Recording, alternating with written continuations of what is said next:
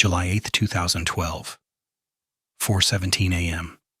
A locked medical wing inside a federal prison. A nurse steps back from the bed. The heart monitor goes flat. No alarms, no rush, no shout down the hall. A man who once ruled the streets is already gone. And for the next 7 years, the government makes sure no one knows. Not his enemies, not his former crew, not the streets that once feared him. Because if the truth got out that night, somebody would die by morning. Here's the part nobody tells you. When Nicky Barnes died, he wasn't supposed to, not publicly, not officially, not yet. He was the most dangerous kind of man to let die quietly. A man who knew too much. A man who had already betrayed everyone once and could do it again, even from the grave. Cut to a different room. 2 federal officials stand over a metal table. A single folder sits between them, no names on the cover. One of them breaks the silence. He's gone. The other man doesn't react. He just exhales. How long can we hold it? The answer comes fast, as long as it takes. Because Barnes wasn't just an ex-drug kingpin. He was a walking archive. Names, roots, payoffs, murders that never made paper. And there were still men alive, free men, who would kill to keep those names buried. Some of them wore suits now, some of them wore badges. Back in the medical wing, the body is already being prepared. No press, no notification, no family call. A guard wipes sweat off his neck and mutters, "Never seen it like this." Another guard answers quietly, "You won't again." The body is moved before sunrise, unmarked, unannounced, like it never existed. Here's why this matters. Because 7 years earlier, Barnes had done the unthinkable. He didn't just snitch. He dismantled an entire criminal ecosystem, then walked away alive. And that kind of betrayal doesn't expire. It waits. Somewhere in New York, a man who once swore he'd kill Barnes with his bare hands is still breathing. Somewhere else, a former partner still keeps a list locked in his head. If they found out Barnes was dead, no leverage, no loose ends to fear, no reason to stay quiet. Bodies would follow.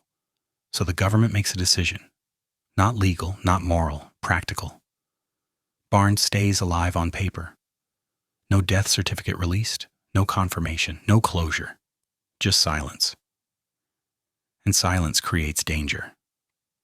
Because while the world thinks Barnes is still alive, someone inside the system starts asking questions. A clerk notices records that don't line up. A transfer request that never came. A man who should be talking suddenly isn't. One name keeps popping up. Barnes. Late one night, a phone rings in a federal office. The voice on the other end is calm. Too calm. Is he breathing? A pause, then, "Good, keep it that way." The line goes dead because Barnes' death wasn't the end of the story. It was the trigger. And the people who needed him silent were now trapped by the very secret they created. But what no one outside that prison knew, what no one was prepared for, was that Barnes had made one last move before his heart stopped. And if that information ever surfaced, it wouldn't just rewrite his story. It would destroy everyone who thought they'd buried him 7 years earlier. Different time, different Barnes. But the same man who understood one thing better than anyone else. Survival isn't about loyalty. It's about timing. The visiting room smells like disinfectant and burnt coffee. Plastic chairs, a scratched table, a guard pretending not to listen. Nicky Barnes sits stiff, hands folded, eyes sharp. Across from him is Willie Barnes, his brother. Blood, history, the last person who should have been here. Willie's hands won't stop moving. Nicky, listen, I ain't supposed to say. Then don't, Nicky cuts in. Quiet, flat. Willie swallows. They're talking, old names, old beef. Nicky leans back. Who? Willie hesitates. Too long. That's when Nicky knows. Everyone. Here's the truth Barnes never said out loud. Snitching didn't save him. It just changed the shape of the danger. Inside prison, he had walls. Outside, men with memories. Barnes lowers his voice. You come here to warn me? Or to see if I'm scared? Willie's eyes flash. You think I want this? I got kids. That lands. For the first time, Barnes looks tired. How much? He asks. Willie blinks. What? They offer you money or fear? Willie whispers. Both. This is the betrayal that never made headlines. Not the courtroom, not the testimony, family. After that visit, things change. Barnes stops making calls, stops requesting meetings, stops talking to guards. Instead, he starts writing. Not letters, lists, small handwriting, tight, controlled. Names with dates, places with times. Conversations remembered word for word. He's not confessing, he's preparing. A week later, Barnes meets Marcus Hale, former federal handler, the only man Barnes ever trusted. And even that was conditional. Marcus slides a folder across the table. They want assurances, Marcus says. Barnes doesn't touch it. You want silence, Barnes says. I want insurance. Marcus frowns. You're already protected. Barnes smiles for the first time. No one's ever protected forever. Barnes explains it simply.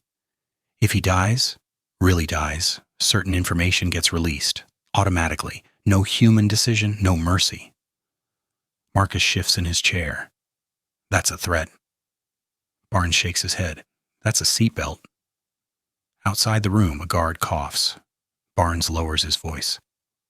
My brother didn't come alone. Marcus stiffens. Meaning? They're counting the days, Barnes says. Not years, days. This is where Barnes becomes the challenger, not to the streets, to the system that thought it owned him. Barnes knows something else too. The men who want him gone can't touch him directly. So they squeeze the edges, paperwork delays, privileges revoked, medical appointments lost, pressure without fingerprints. One night Barnes lies awake, lights off, cell quiet. He hears a scream down the tier, then laughter.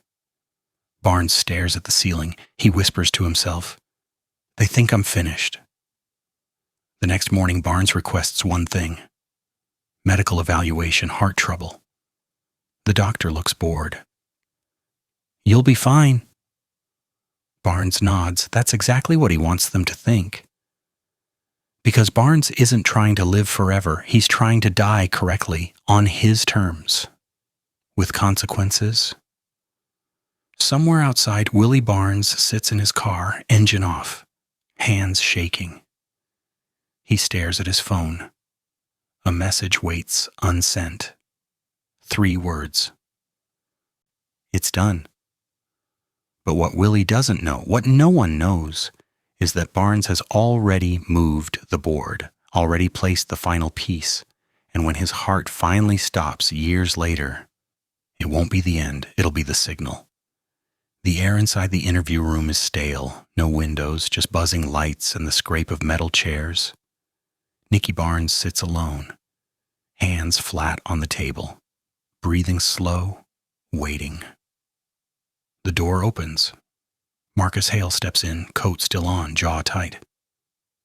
You're stirring things up, Marcus says. Barnes doesn't look at him. I'm still breathing. That stirs people. Marcus sits. They're nervous. Barnes finally meets his eyes. Good. Marcus lowers his voice. Your brother's been asking questions. Barnes nods once. I know. How? Barnes taps the table, the gun on the table. Marcus stiffens. There is no gun. Barnes smiles. That's what scares you. Outside the room, footsteps stop. A shadow pauses at the frosted glass. Someone is listening. Marcus leans forward. You need to slow down. Barnes shakes his head. Too late. You don't have leverage anymore. Barnes's eyes narrow. You keep telling yourself that. The shadow moves away. Barnes exhales through his nose. They sent Willie to feel me out, he says. Then they sent you. Marcus clenches his jaw. They want certainty. Barnes nods. So do I. Barnes leans in now, voice low, controlled. Men like us don't get retirement, he says. We get erased. Marcus doesn't answer. Barnes continues. You think I don't hear the whispers, the delays, the games?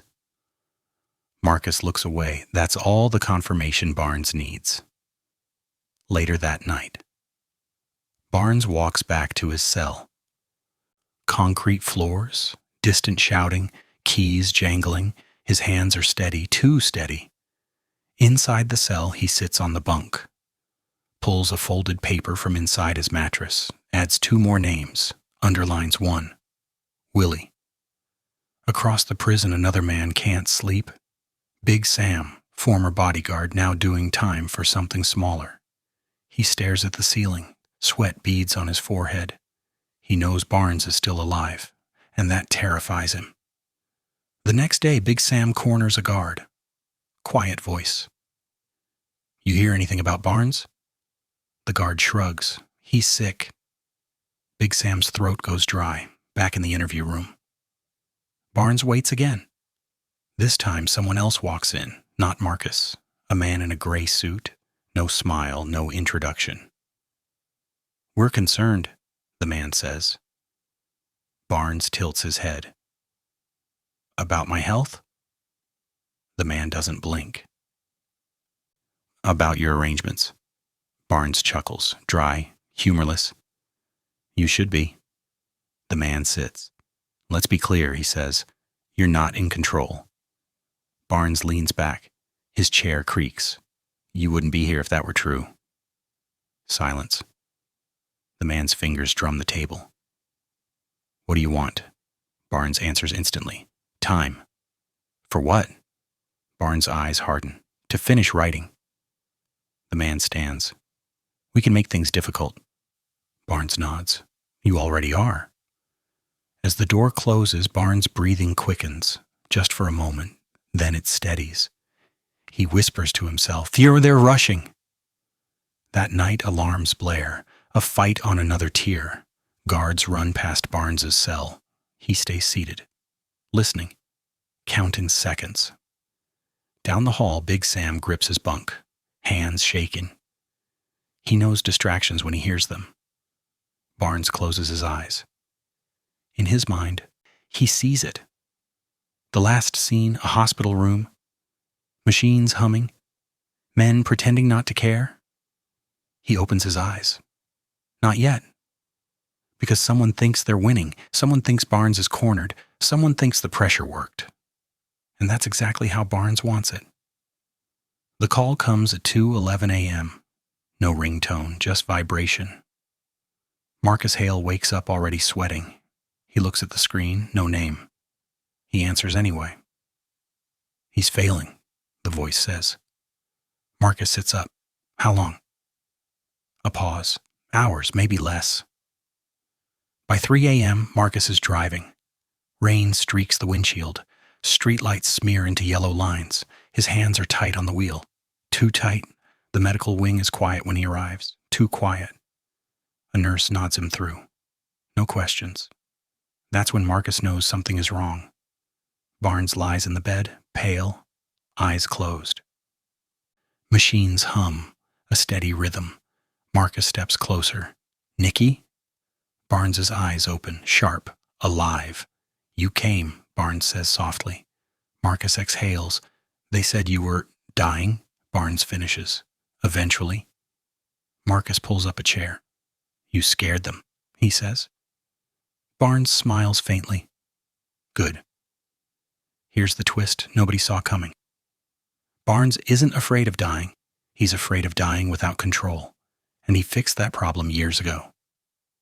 Barnes turns his head slightly. You know what they don't understand? He whispers.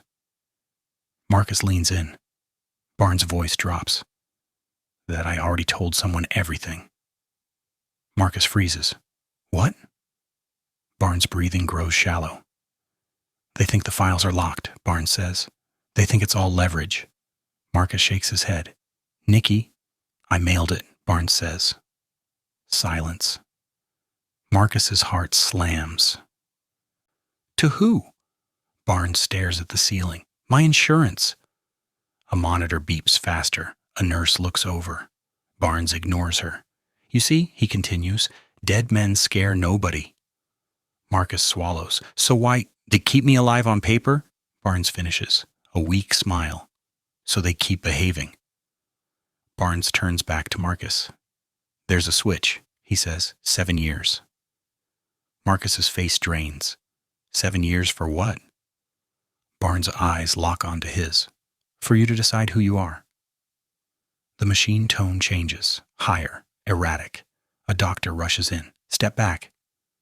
Marcus doesn't move. Barnes grips his wrist. Cold fingers. Strong grip. When it happens, Barnes whispers, they'll lie. Marcus feels something slip into his palm. A small metal key. Barnes's hand falls away. The monitor goes flat. A single, endless tone fills the room. No rush. No shouting. Just the sound of something ending. The doctor checks, then looks at the nurse. Time of death is noted. Quietly. Marcus stands frozen, key in hand, sweat dripping down his spine. Later, a different room, a meeting behind closed doors, a decision made fast. Barnes's death is classified. No announcement, no release, 7 years. But here's what they never accounted for. The key Barnes gave Marcus, it doesn't unlock a safe. It unlocks a schedule. 7 years later, on the same date, same minute, everything releases. Not to the press, not to police, to people who were promised protection and never got it. Back in 2012, Marcus sits alone in his car, key in his hand, rain hammering the roof. He whispers, "What did you do, Nicky?" Somewhere else, Willie Barnes watches the news. Nothing. Days pass. Still nothing. Relief creeps in. Big Sam hears rumors. Barnes is sick. He's gone. No, he ain't. Big Sam drinks himself to sleep as 7 years of borrowed peace, 7 years of men thinking they're safe, 7 years of silence, and then a file opens, a message sends, a name appears where it shouldn't, and the men who thought Barnes died powerless realize too late. He planned the ending. July 8th, 2019, 4:17 a.m. The exact minute Barnes chose, a phone vibrates on a nightstand. Willie Barnes groans, half asleep. He squints at the screen. No name, just a file notification. He frowns. What the hell? He taps it. The screen loads, then freezes, then a list. Names, dates, addresses. His hands start shaking. Because the first name on the list is his. Across the city, Big Sam is awake too. Not by choice. Someone's pounding on his door, hard. Open up! His heart slams against his ribs. He stumbles out of bed, peers through the peephole, and steps back, gasping.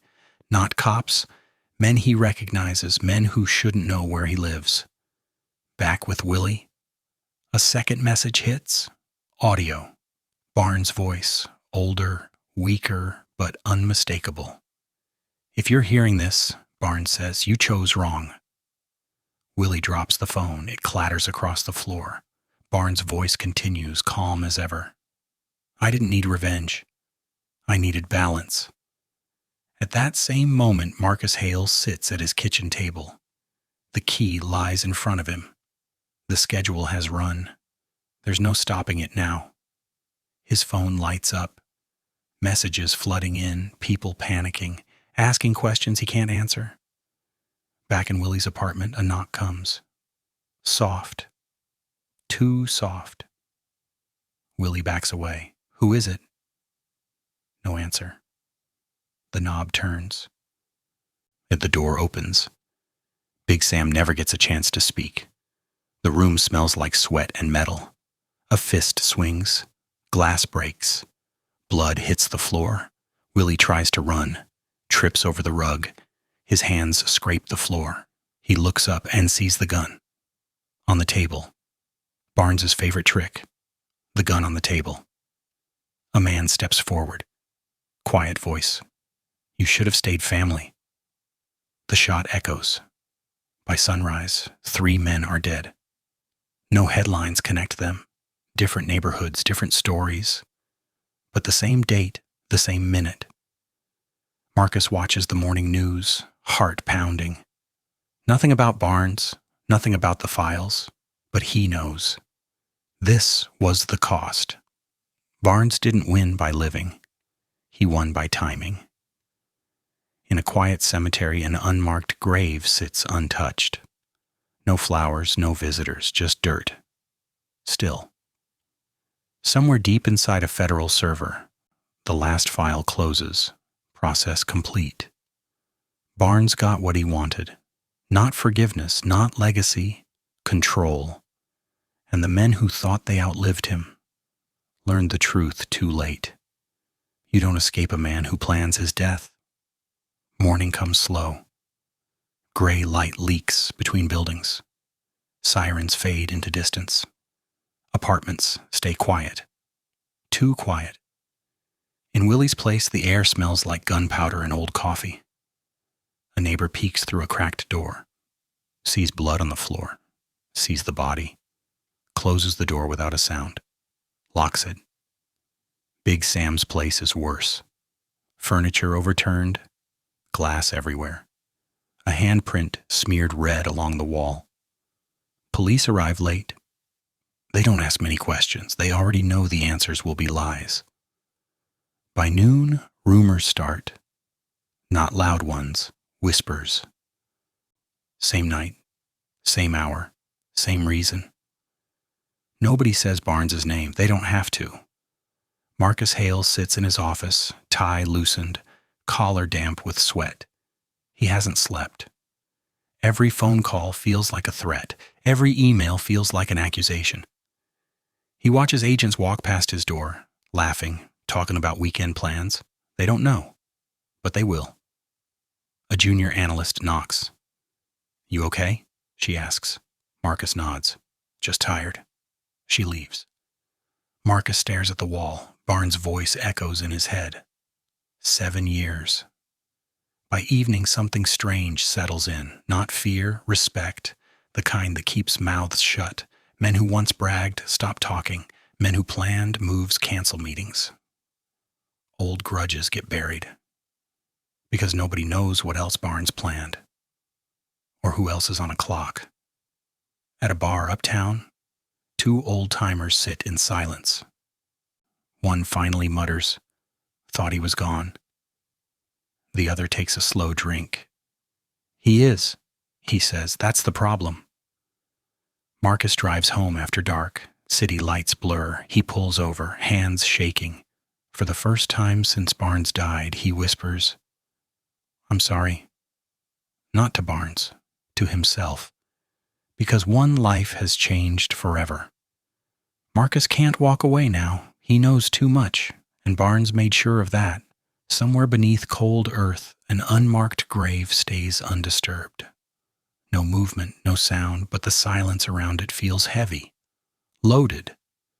Barnes didn't leave chaos. He left caution, and that's worse. Nothing explodes after that night. No war, no headlines, no speeches. That's what makes it terrifying. In Harlem, things slow down, corners go quiet, meetings get canceled, old faces disappear without explanation, not dead, just gone. People don't say Nicky Barnes out loud. They say, "You heard about July 8th," and that's enough. The real change isn't violence, it's restraint. Men who once pushed limits suddenly play small. debts get paid early, arguments end fast. Because if Barnes could reach them 7 years after his heart stopped, who else planned ahead? Marcus Hale transfers out within months. New city, new job, same nightmares. Every time his phone vibrates, his chest tightens. Because somewhere deep down, he knows Barnes didn't just leave files. He left examples. The irony? Barnes spent most of his life chasing control. He only achieved it when he let go. An old bartender at Small's Paradise tells it best. Wiping a glass, he mutters, "Man died twice, once in the bed, once in their heads. That's the cost nobody talks about." Barnes didn't clean the streets. He poisoned certainty. Now every man who ever crossed someone wonders if a clock is ticking. And somewhere in a cold cemetery, an unmarked patch of dirt sits untouched. No flowers, no names, just silence. The kind that listens back. Because the most dangerous thing Barnes ever did wasn't building an empire, wasn't betraying it. It was proving one brutal truth. You don't need to be alive to finish the job. If this shocked you, wait until you hear about the one man who tried to erase Barnes's plan and paid for it.